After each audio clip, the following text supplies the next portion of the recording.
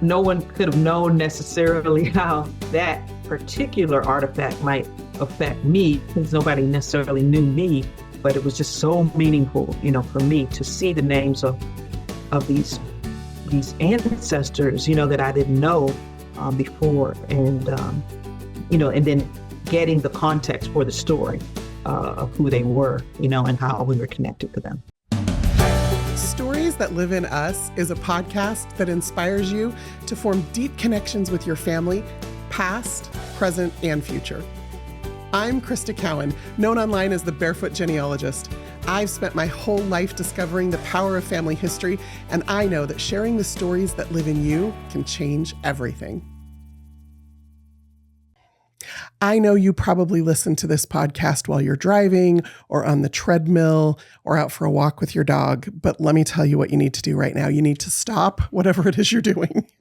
And before you listen to the rest of this episode, you need to go watch a little film called Railroad Ties.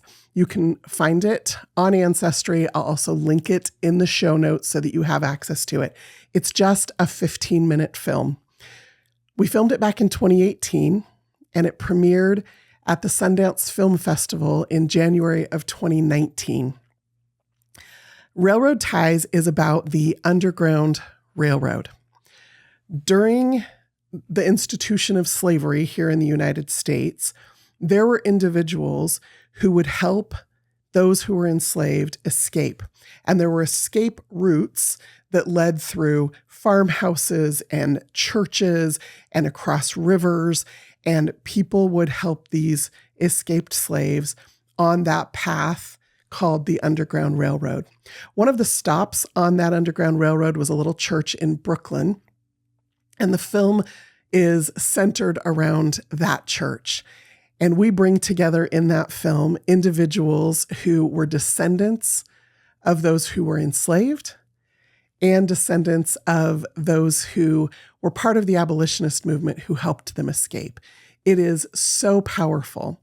And every time that I have watched the film, even though I watched the research unfold in real time, I am still so moved by it. One of the individuals in that film is a woman named Gayle George. I had the opportunity to meet her and speak with her on a panel at a genealogical conference shortly after the film premiered. And I have been so impressed with how she has taken the things that she has learned from that experience and used those stories of her ancestors to move forward in the world in really meaningful ways. So I hope you'll enjoy my conversation with Gayle George. Thank you for being here. I love your story so much, and I'm excited to share it with my listeners. So Gayle, I would love to hear a little bit about your genesis into family history. Like, was that a part of your life before Railroad Ties, or is this something that was spurred by this experience? Well, welcome the opportunity to talk about it, because definitely since Railroad Ties, anybody who stands still long enough will hear the story. I think I've always had an interest in family history, and there were some peculiar, little, I want to say, oral history or little things that, that had been passed down. For example, I'm a native Washingtonian. It's something which, from Washington, D.C., which was something that was celebrated. I have an uncle that actually started an organization about that. And so in this area, I don't think it's just us, but place is such a big thing.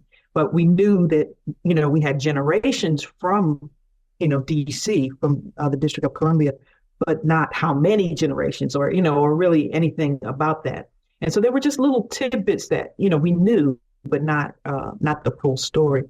And so the Railroad Ties experience was just something that catapulted me into, delving more deeply into it. I think when I became a mom, there was more interest in finding these pieces, of the story, and because you want to know, what you're passing down, and share, that those that I don't know, there was an impetus, more interest that came about.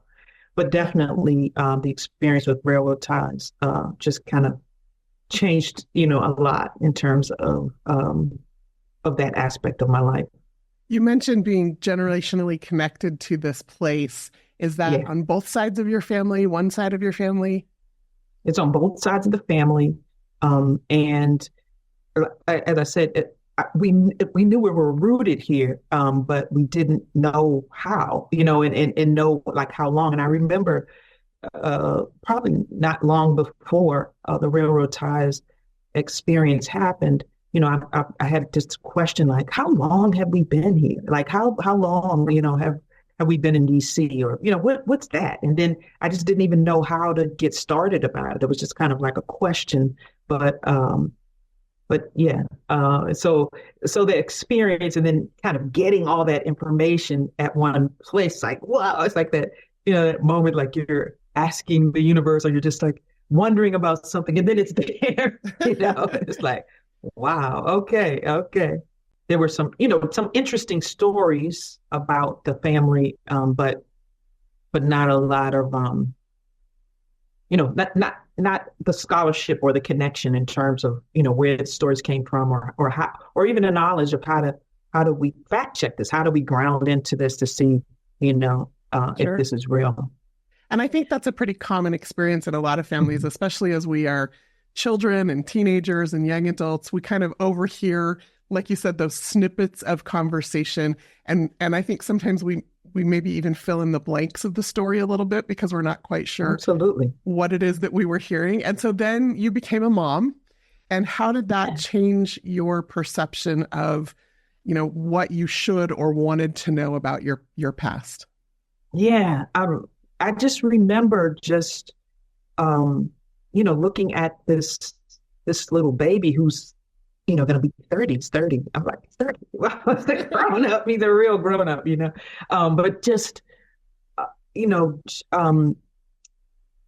wanting to provide him with as much of a, I want to say information, but it's more than that. It's like almost like a template for, what's going to maybe be significant for him in his life. And definitely I found that to be very meaningful, because when you know where you're from, and those things that either have, inspired or plagued your family, in terms of history, it does start to open a way in terms of what our experience is, or what, our existence is, because I believe we're on a continuum, and I mean, we're from them, we're from the, we have that, and then we're passing something on, but what did we inherit? What are we getting? What's that story to pass on, and I think I didn't even have the language at the time, but it was just more of a, like an impetus to give him, everything that he might need, as much as I could give him in terms of information and insight, that would help him on his journey. So. I think that is such a natural instinct for so many, that when the next generation comes into our lives, even if we have not been connected to the ancestors ourselves, we want that's one of those trigger moments where we want to make more discoveries, find more information out. But then you're in the thick of motherhood, and who has time for family history research, or but there are probably other ways, I imagine, through your child's life that you connected with your immediate family and maybe even the extended family. What did that look like for you? Absolutely. I've always been, I was a grandma's girl, growing up. So I've always been one that loved to sit at the feet of the elders, or sit with them, and just kind of over here or here, because they were sharing, they weren't necessarily hiding it, but just kind of get to know them, because it was like, oh, wow, this lady was my mom's mom or aunt, or, that type of thing. And then they would have such rich stories, about, things back in the day, even generations in Washington, D.C., how the city had changed, over the different generations, and just very rich and interesting part of, way of what I realized was kind of gathering that information firsthand. I love that. It's interesting because I think about, like, I was also a grandma's girl and how much I loved her and how much of a presence she was in my life.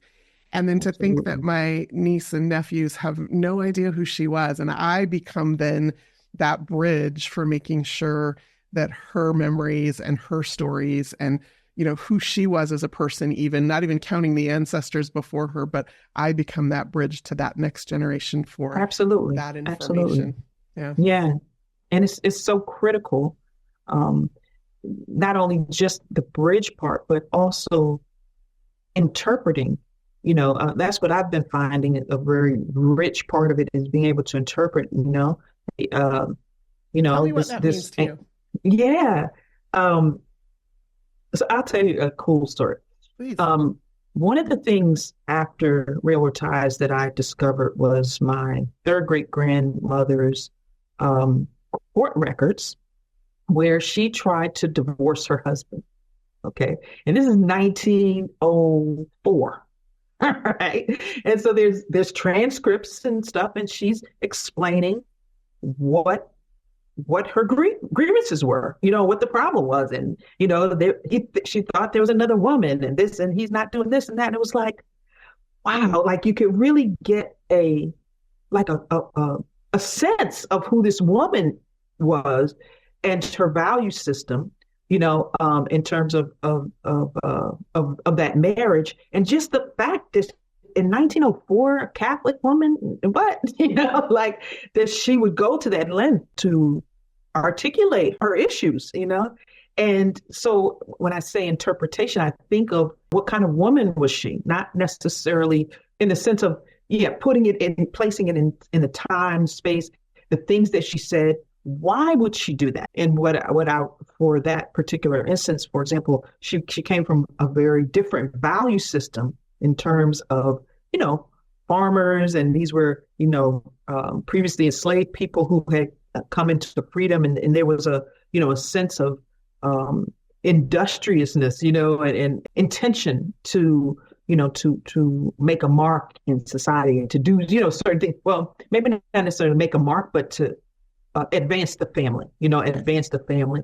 And then my third great grandfather, her husband, was more interested in making a mark for the family, like in society things, and that kind of thing. And so you could see a disparity in their value system, in that time frame, and then how that played out, over the generations.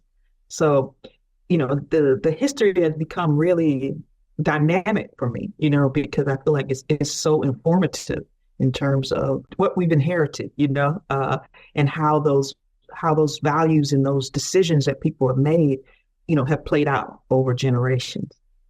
Yeah.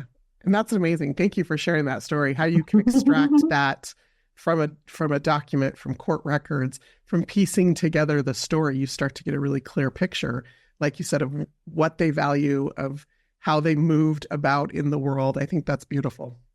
Yeah, absolutely. So let's talk a little bit about the Railroad Ties experience. Before you were cast in the film, had you started a tree on Ancestry? Had you dipped your toe into that water at all? And what did that look like?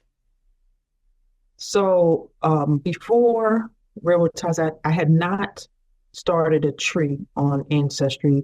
The extent of my experience with Ancestry would be was with my father, who at that time, and then even moving forward, even before that, was trying to find some threads of information about his father, and so he was knocking on every door and DNA tests, and just trying to piece together his family story, which of course is my family story, a part of it, and so but his curiosity and his commitment to do that research definitely informed me, and kind of collided in some way with what were already questions for me.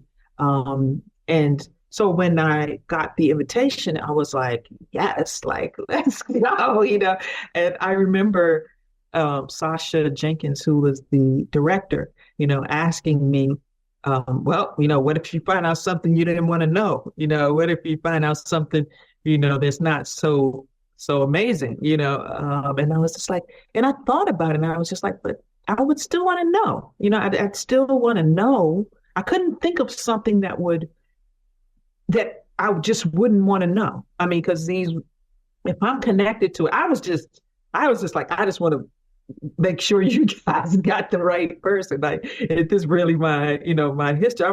I was intrigued, and definitely open for that experience at the time.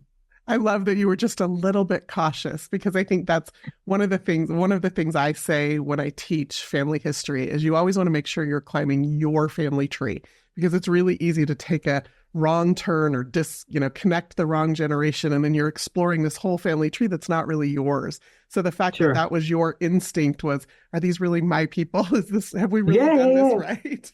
Right. Yeah. And that makes a lot of sense. I find that, or I understand that people can get really burnt out doing the research, and probably exactly what you're saying. Is that even your tree? I try to be very specific about the questions I'm interested in. Like how many generations have we been in DC? Has our family, or something specific? Who was so and so's husband or wife or whatever? Just because then that gives me some momentum once I'm able to answer that question. It's like, oh, okay, so then I'm like, okay, cool. Now I can switch gears, or create another objective, or look for another piece of information. So the way you framed that was actually really insightful, because you talked about your earlier life where you just had these snippets of information and kind of vague answers to vague questions. But what I heard you just say was, when you ask very specific questions, then you find the specific answers that you're looking for. And I think that's really wise counsel. Yeah, no, I think it's essential, because I could see how someone could get burnt out, Yeah. and not come away with the satisfaction of, answering a question that they might be looking for. So Sure. So tell me about the day in Brooklyn. You show up for filming, and did you know any of the people there? You had some vague expectations, it sounds like, but tell me what that day was like. It was a novel experience, the first part of it, because it's just like, okay, you're in New York, and then there's cameras, just like, okay, kind of a curiosity. And I remember it was cold, and I had a dress on, and I was like, it's cold, and that kind of thing, like just logistical stuff. Until we got into the church. And for me, the weight of the experience started with the Pinky story. So there was a story about a young girl named Pinky. I think she was 10 or 12. And in the Plymouth church, there's an image of her, and the image is of a mock auction where she was auctioned off in the church to the church members. And, that was a church that was very much, involved in terms of being like a station on the Underground Railroad and that whole thing. And they would do these mock auctions to humanize this experience of the sale of people, the trade of people, and then to raise funds to fund, escape journeys and these types of things. And it just struck me like the weight of the experience and the moment, because probably because there were some synergies in terms of that particular experience and my own. But just seeing it and then being in that space, or seeing that image and being in that space, really started to to bring a gravity to the experience in terms of what it was for me personally, that that kind of began to overshadow just the novelty of the experience. Yeah. So information is often very abstract until we have an emotional connection to it, and it sounds like you felt that emotional connection in that moment. Yeah, definitely. Yeah. So then at what point did you really start to understand exactly how you were related to this experience and what it was teaching you about your ancestors? Yeah. So that was during the reveal where I was reading the letter that had been written to me and kind of, and in the letter that I received names of, like from a census, page in the census, which had, my ancestors' names. And it was very powerful, because, even in traditional African society, which, I've traveled and lived in Africa, the names, being able to call the names or say the names or remember people who have lived before is so powerful because,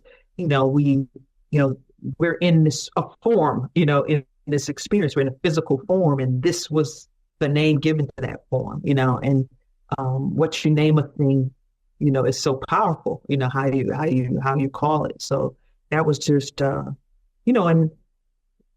no one could have known necessarily how that particular artifact might affect me because nobody necessarily knew me, but it was just so meaningful, for me to see the names of these ancestors, that I didn't know before, and and then getting the context for the story of who they were, and how we were connected to them.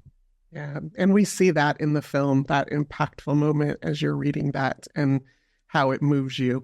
As you sat in that space and read that letter with those people around you, as you started to realize the way you were all connected, what was that experience for you? Yeah, it was really powerful. So I knew my cousins that I, came up with because I knew them. I didn't know Nile, and that was a whole another part of the story that, has been really powerful to integrate. Most of the family that I grew up with stayed together in the DC area. I mentioned that, we had this long history, but there were people that left, or people that didn't stay here.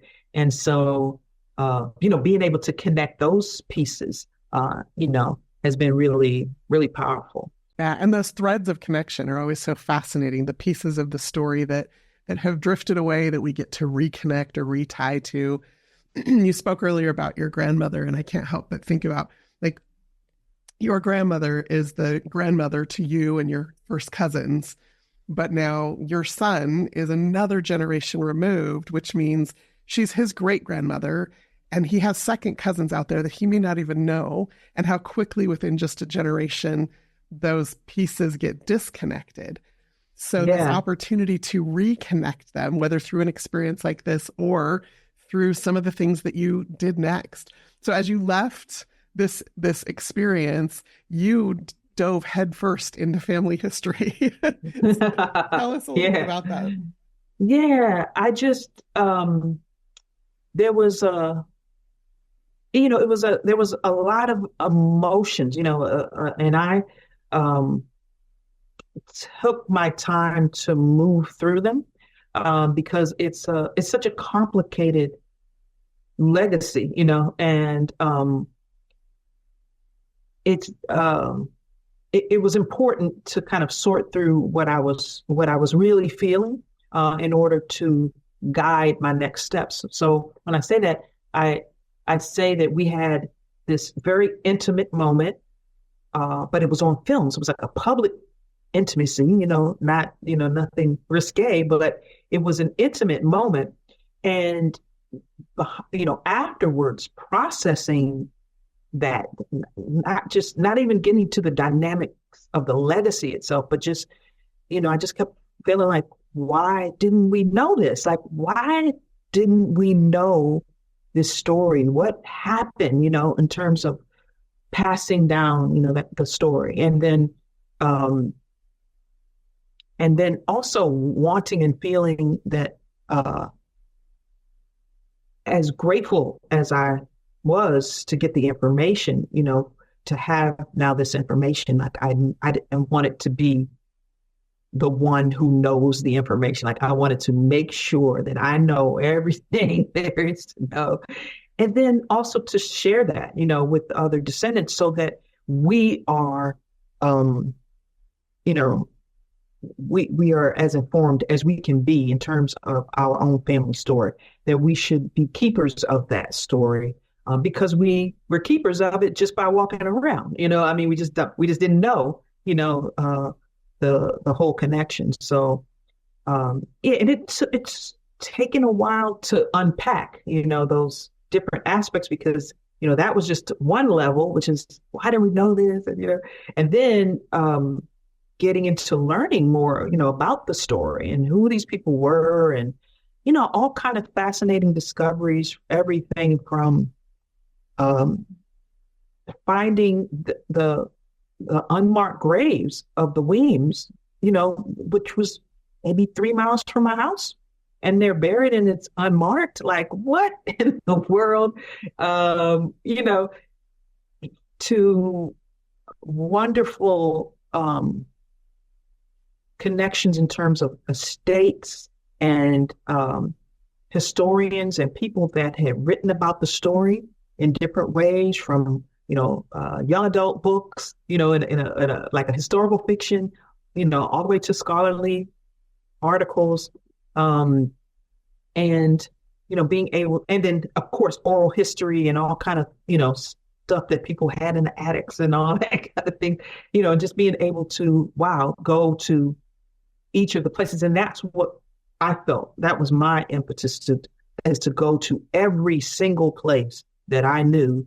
And that's been locally in DC and nationally and internationally, to just try to retrace the steps, of my ancestors. Because on some level, I feel like I was doing that anyway. I was traveling and I was kind of searching, but I didn't have necessarily the question.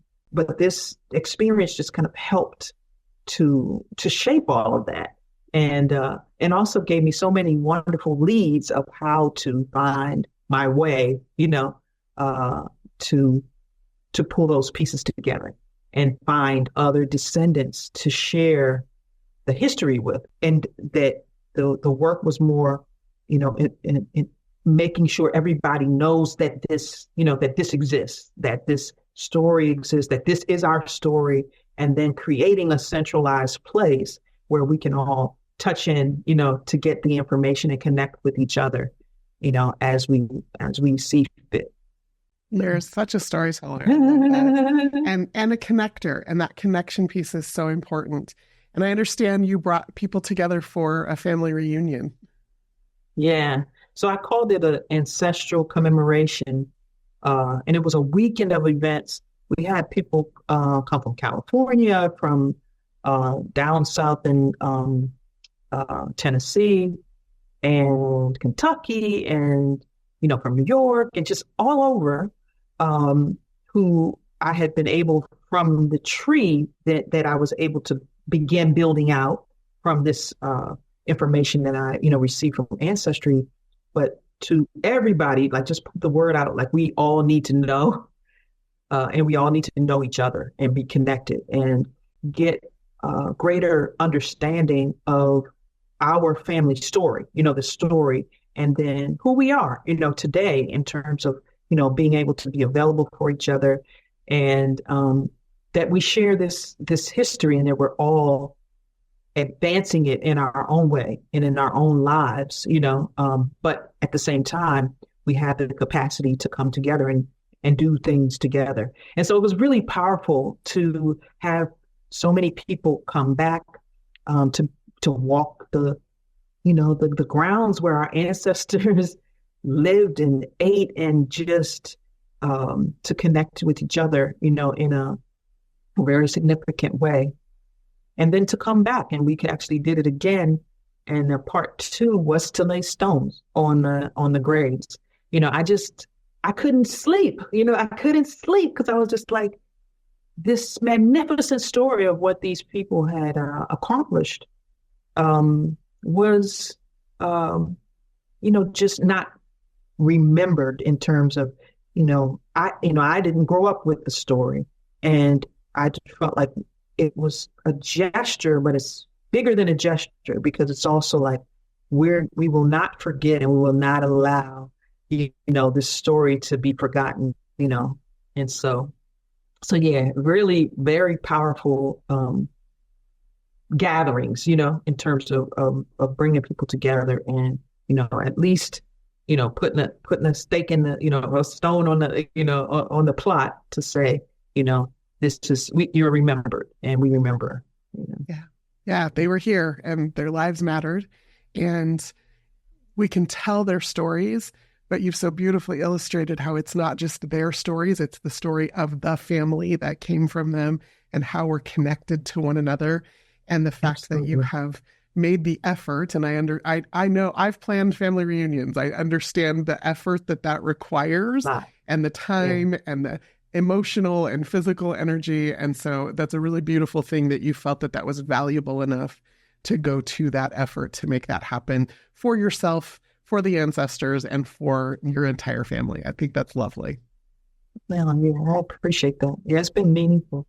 And as I share the story, I mean, everyone from, local politicians, were like, everybody should have a family reunion like this, and, to just individuals like, man, I would love to, I would love to do that. I would love to have that. I would love to, how do you get started? How do you, and so I've had, some very interesting connections, come from that in terms of, what my vision has been, what my inspiration has been, and then how to help people, get started on their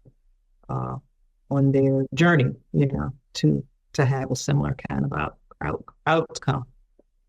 So it sounds like maybe that's a little bit about what's next for you as you continue to uncover your own family story, this idea of helping other people who may not even be familially connected to you recognize that it's possible for them to do the same.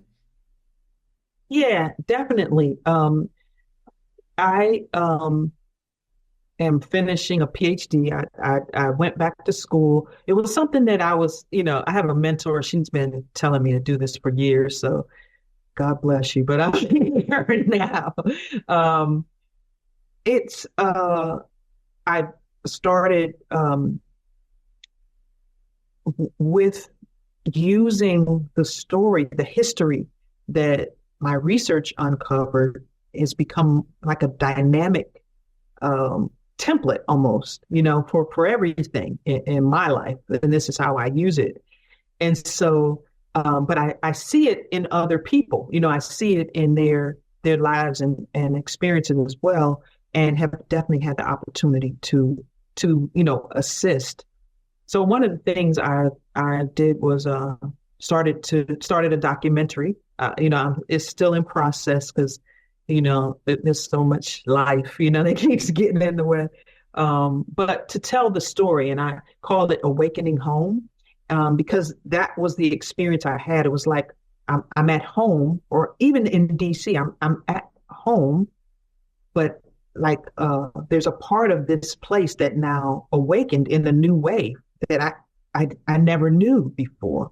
And just the importance of place, in our life experience, physical place, but also that sense of belonging that our family history and our family stories can give us.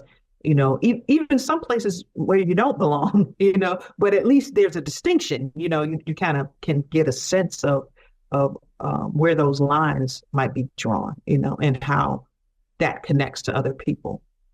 Yeah, so some of us have deep roots like you in a physical place, but I think there's also those deep roots in emotional or spiritual places that sometimes we're not even aware of, that Yeah, family history really helps us uncover and reconnect with. absolutely. And then that becomes the humanity piece of it.